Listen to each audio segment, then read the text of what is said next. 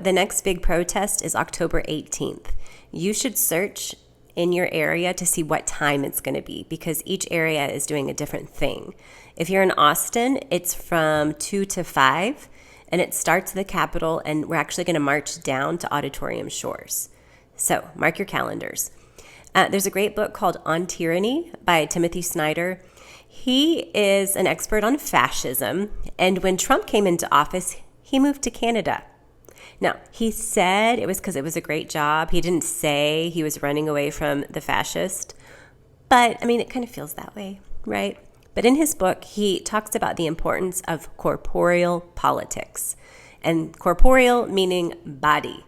How important it is that when you are trying to resist authoritarianism or fascism, that you use your body to protest.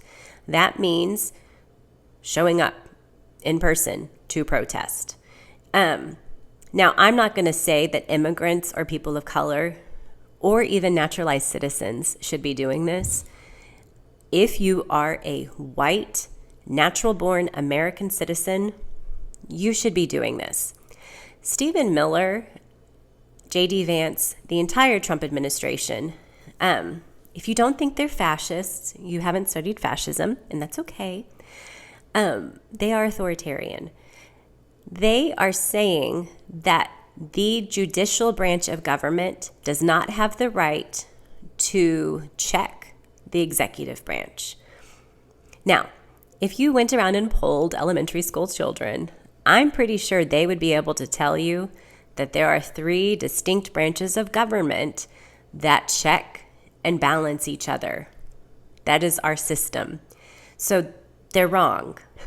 The judicial branch absolutely has the right to check the executive branch. That's their job. The problem right now is that the congressional branch, the third one, is doing nothing. So this is authoritarianism, and it's going to keep escalating. Now, to resist authoritarianism, studies have shown that only 3.5% of the population needs to protest to get them to stop. And we've pushed back. They have gone too far. We've protested. Look at Jimmy Kimmel, right? I mean, they pulled back. Disney pulled back, but you know what I mean. The capitalists pulled back. But the fact is, you showing up, it helps you, by the way. It's also a great way to build community. You feel better being surrounded by like-minded people. It's like, oh, thank God, we all love democracy. Okay. And we love humans. Yay. But it's for other people too, because each one of us that shows up forms a sea of humans. And then people around the country see that, and they're like, I'm not alone. I don't need to be afraid. Many Americans are standing up for our rights. And that's the key. The key to resisting authoritarianism is to make sure that we are not afraid, because that's one of their most powerful weapons. That's why they want to get rid of the comedians, because when we're able to laugh at them, we are not afraid. And they need us to be afraid. That raid in Chicago, that is to make everybody afraid. And it is. People in Chicago are afraid. Do you want the military in your city? For those of y'all protesting in Austin, in my experience, I have not witnessed agitation. I've seen DPS officers protecting us. At the last protest I was at, I have it on video, I posted it. They were getting really close to the protesters, and the protesters started getting mad and chanting our streets, and they backed up.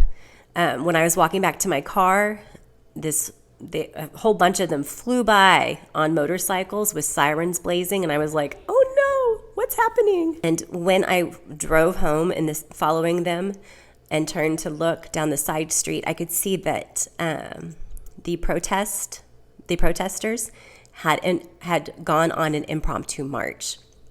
And the DPS officers were rushing ahead of them to block off the streets for cars to make sure that the pedestrian protesters were safe.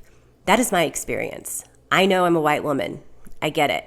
But I have been to every protest this year except for the hot ones. I've skipped the last couple, I think, because it's too hot.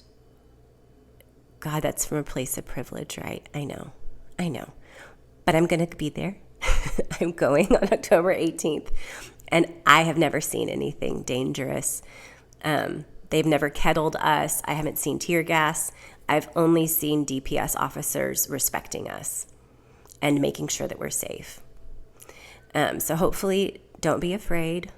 Come, because the more of us that stand up against this, the less afraid other people are, and the more other people start to stand up. Your body matters. According to experts, I'm quoting Timothy Snyder.